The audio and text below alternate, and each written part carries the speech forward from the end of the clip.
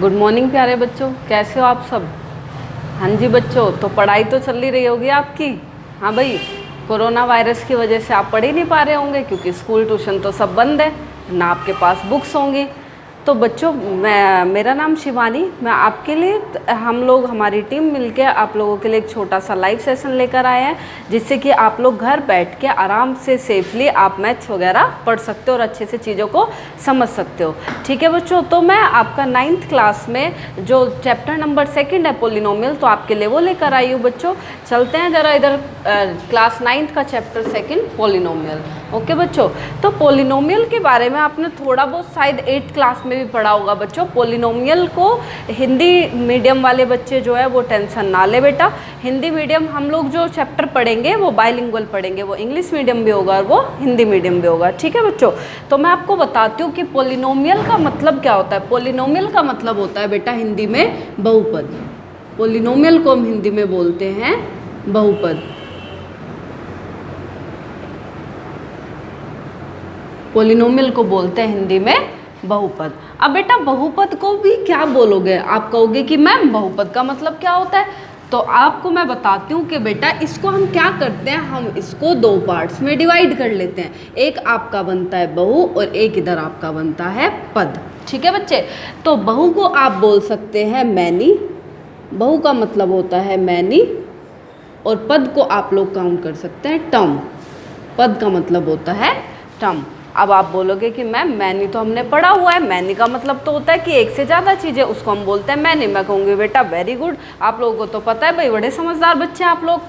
तो आप लोगों को ये पता है कि मैम मैनी का मतलब होता है मोर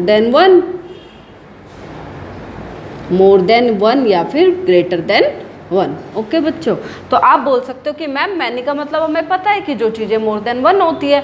तो ठीक है, इतना आप सबको पता है बेटा। अब हम चलते हैं कि पोलिनोमियल जो चैप्टर है उसके अंदर मैं आपको कुछ बेसिक चीज़ें बताना चाहूँगी, जिससे कि आप जिसके अंदर कॉन्स्टेंट पढ़ोगे, वेरिएबल पढ़ोगे, कि डिग्री ऑफ पोलिनोमियल क्या होता है, कोफिशिएंट पढ़ोगे, जिससे क्या होगा कि आपको जब मैं क्वेश्चन कराऊंगी बाद में तो आप लोगों को कोई दिक्कत नहीं होगी, आप इजीली उनका आंसर कर पाओगे। ठीक है बच्चों, तो आप लोगों को भाई बस क्या करना है, आप अपना कॉपी पेन लेकर बैठिएगा बच्चों, और ध्यान से बस सुनते जाइए जो मैं आपको बोलती जा रही हूँ। जब मैं आपको डिक्टेट करने के लिए बोलती हूँ या रिपीट करो या फिर मेरे को आंसर दो, तो बेटा मन में आप बोलिए नहीं, या आप आराम से बोल सकते हैं, कोई दिक्कत नहीं है। एकदम आप क्लास जैसा माहौल बनाइए अपने घर में, ताकि पेरेंट्स को भी लगे नहीं भाई बच्चे पढ़ रहे हैं, टाइम पास नहीं कर रहे हैं। ठीक है बच्चे, तो आप ऑनलाइन क्लास का फ़ायदा उठाइए, क्योंकि इससे हमें टाइम वेस्ट नहीं करना, हमें अपना टाइम बचाना है और हमें अपने घर पर ही रहकर अच्छे से सीखना है। ठीक है बच्चों, तो अब चलते हैं हम आगे। मैं आपको बताती हूँ constant term and variable terms क्या होती है। 1 मिनट बेटा। हाँ, तो बच्चों मैं 1 मिनट के लिए इसको हटाती हूँ यहाँ से।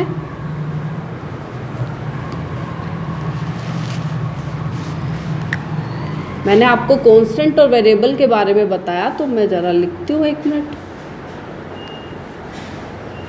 कांस्टेंट एंड मैंने सेकंड लिखा वेरिएबल। हिंदी मीडियम वाले बच्चों के लिए बेटा कांस्टेंट को हम लोग बोलते हैं अचर। ठीक है बच्चे, और वेरिएबल को हम बोलते हैं चर। हाँ जी भाई, सारे इधर ही ध्यान रखिए, कोई इधर उधर मत देखिए। आप ये मत सोचिए कि आप तो घर पे वीडियो देख रहे हैं, मैम तो देख ही नहीं रही होंगी, ऐसा मत सोचिए। आपको हम लोग देख रहे हैं, ठीक है। तो आप लोग बिल्कुल भी शैतानी ना करें, सारे ध्यान से बोर्ड पे देखते रहें और आप लोग पढ़ते रहें।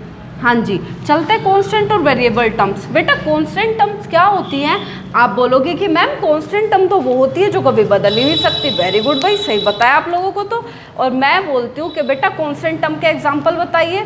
तो देखिए, हाँ जी सही बोल रहे हैं। मैंने बोला कि कांस्टेंट टर्म में 1, 2, 3, 4 अप टू इनफाइनाइट, या फिर मैं आपको बोल सकती हूँ पाई, या फिर आप फ्रैक्शन वैल्यू भी ले सकते हैं। जैसे मैंने लिखा 3/2, 4/5, 7/6 अप टू जितना भी आप ले सकते हैं।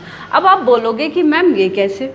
अब मैं आपको बोलती हूँ कि बेटा बचपन से आप लोग क्या सीखते हो, काउंटिंग सीखते हो। शुरू से जब क्लास में जाते हो यूकेजी में, एलकेजी में, तो आप लोग को क्या सिखाते हैं कि बेटा काउंटिंग सीखिए, ठीक है। तो आप लोग को बताते हैं वो कि 1 कैसे लिखते हैं, 2, 3, 4। तो आप लोगों को सिखाया जाता है कि बेटा 1 ऐसे बनाते हैं, 2 ऐसे बनता है, 3 ऐसे बनता है, 4 ऐसे बनता है। आप कहोगे जी मैम बिल्कुल ये सब चीज़ें हमने पढ़ी हुई हैं और ये हमें पढ़ाया गया। मैं कहूँगी वेरी गुड बेटा, इतना आपको पता है।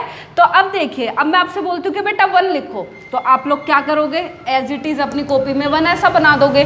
मैं बोलती हूँ बेटा 2 लिखो, अब बेटा 2 ऐसी तो बनाओगे, 2 की जगह 3 तो नहीं बना दोगे बच्चों। हाँ जी, 3 की जगह मैं बोलती हूँ बेटा 3 बनाओ, तो 3 की जगह 4 तो नहीं बनाओगे। मैं कहूँगी 5 बनाओ, 4 की जगह 5 तो नहीं बनाओगे, नहीं बनाओगे ना। तो ये चीज़ें हमारी क्या होती है बेटा, कॉन्स्टेंट वैल्यूज जो आपकी बदलने वाली नहीं है, ये आपकी एज इट इज़ रहेंगी। आप इतने बुजुर्ग भी हो जाएंगे तब भी 1 1 यही रहना है, 2 2 ही रहेगा, 3 3 रहेगा, 4 4 रहेगा, ठीक है बेटा। एक और वैल्यूज आती है पाई, ये आप पढ़ोगे जैसे जैसे आप मेंसुरेशन की तरफ जाओगे। आपका 13 चैप्टर है तो उसके अंदर पाई का बहुत यूज़ है बच्चे। तो पाई की वैल्यू भी या तो आपको यूज़ करने के लिए देता है 22/7, या फिर पॉइंट में आती है तो आती है 3.14। पाई की वैल्यू की सिर्फ 2 ही मान होते हैं और ये आपके फिक्स्ड होते हैं, आपको सिर्फ ये यूज़ करने होते हैं, ठीक है बच्चे। तो ये हुई आपकी कांस्टेंट वैल्यू। अब मैं आपको एक और बताती हूँ, जैसे मैंने लिखा 3/2, आप इसको डिवाइड करोगे। आप बोलोगे मैम, मैंने बोला बेटा 3/2 लिखिए, तो आप बोलोगे कि मैम 3/2 तो ऐसे लिखते हैं। मैंने बोला बेटा 1/2 लिखो, आप बोलोगे मैम 1/2 तो ऐसे लिखते हैं। अब इसकी जगह बेटा इसको ऐसे तो नहीं लिख दोगे आप 3/2, 1/2 को 3/2 लिख सकते हो क्या भाई, नहीं लिख सकते। आप कहोगे मैम कैसी बातें कर रहे हो आप। मैं बोलूँगी ठीक है बेटा, आप लोगों को पता है हम 1/2 को 3/2 नहीं लिख सकते, क्योंकि हमें पता है 1/2 फिक्स है। ओके बच्चों, अब चलते हैं हम वेरिएबल की तरफ।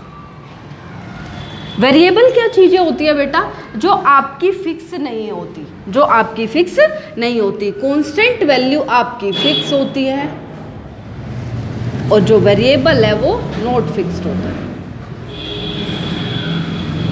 ठीक है बेटा। जो वैल्यूज फिक्स नहीं होती है उसको आप क्या बोलते हैं, वेरिएबल।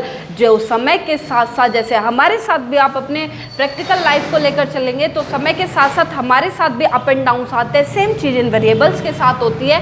वेरिएबल्स के अंदर आप लोग क्या पढ़ेंगे, जितने भी अल्फ़ाबेटिकल वर्ड्स होते हैं वो आपके क्या कहलाते हैं, वेरिएबल। जैसे आप ले सकते हो, आपकी बुक्स में दे रखा है XYZ का ज़्यादा यूज़ करते हैं वेरिएबल के लिए, XYZ, T, U, V, W, ये सब अप टू आपके मतलब कि जितने भी आपके अल्फ़ाबेट है A to Z आपको सारे वो वेरिएबल के अंदर देखने को मिल सकते हैं, ठीक है बच्चे। अब आप कहोगे कि मैम इसका क्या यूज़ होता है, तो आपको बताते हैं इसका क्या यूज़ होता है। वेरिएबल आपको मैंने बता दी। अब बेटा जो टर्म्स होती है ना आपकी, इन सब चीज़ों का यूज़ किस में होता है, टर्म्स में। अब इतना सबको क्लियर होगा बेटा कि कॉन्स्टेंट क्या है, वेरिएबल क्या है। अब मैं आपको लेकर चलती हूँ टर्म्स पे, टर्म्स से आपको क्लियर होगा कि इन चीज़ों का क्या यूज़ है।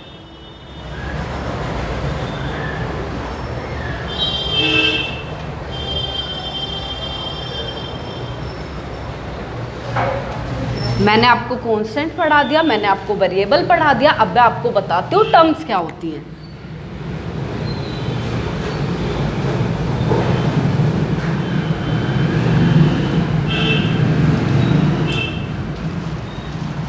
टर्म्स बेसिकली कुछ नहीं होती है बेटा। टर्म्स के अंदर आप देखें तो आपके हमारे इसके अंदर 2 कॉलम होते हैं।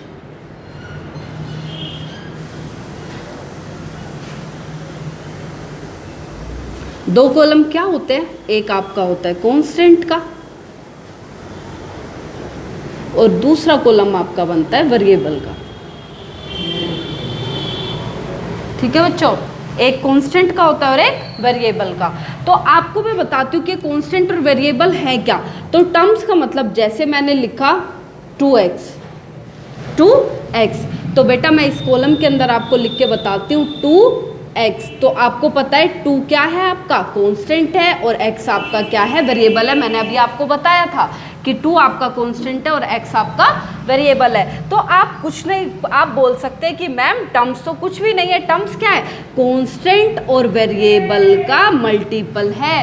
कांस्टेंट और वेरिएबल का मल्टीपल ही क्या है आपका टर्म्स बनता है, कांस्टेंट और वेरिएबल का मल्टीपल ही आपका टर्म्स बनता है। हाँ जी, एक बार रिपीट करिए कि कांस्टेंट एंड वेरिएबल के मल्टीपल को भी हम क्या बोलते हैं, टर्म्स बोलते हैं। वेरी गुड बोलते रहिए।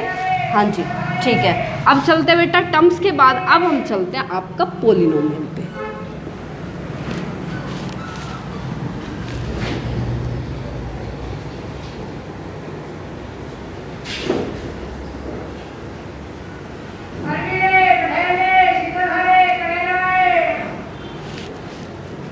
पोलिनोमियल, पोलिनोमियल क्या होता है बेटा, एक टर्म से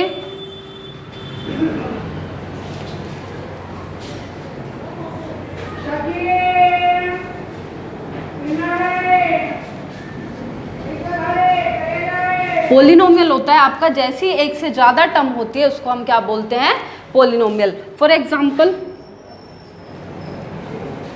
मैंने लिखा 2x, सेकेंड लेते हैं, मैंने लिखा 3x + 1, उसके बाद मैंने लिया 3, एक मिनट बेटा आपको विजिबल नहीं होगा, 3x + 1, फिर मैंने लिया 2x² + 3x + 1।